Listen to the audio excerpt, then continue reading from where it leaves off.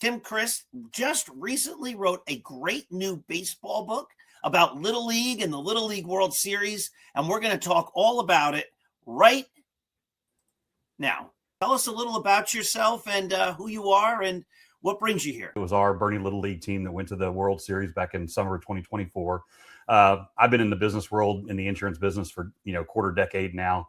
And my 12-year-old, well, now he's 12. He'll turn 13 here in a week. But it was my 11-year-old son that was part of the team. So, and that team, what did it do?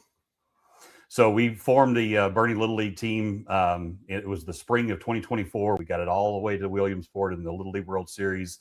We got all the way to the U.S. Championship game. They beat us, so unfortunately, we lost the U.S. Championship game, and then we played the consolation game against Venezuela the next day.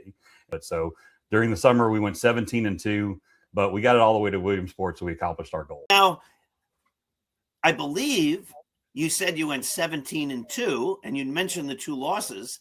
I believe you also won 17 games in a row. Isn't that correct? That's correct. Yes, sir.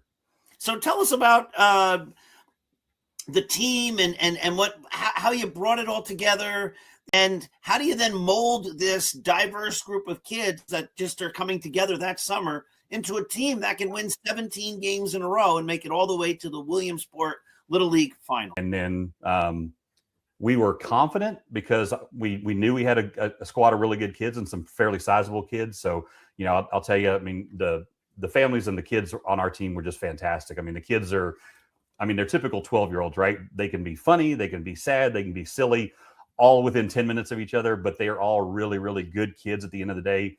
They all got really, really good hearts, and they're all really good athletes. And so we went to our first district game about an hour away, and we're scared to death, right? Because, I mean, that old line of baseball game is just a nervous breakdown divided into 9 innings.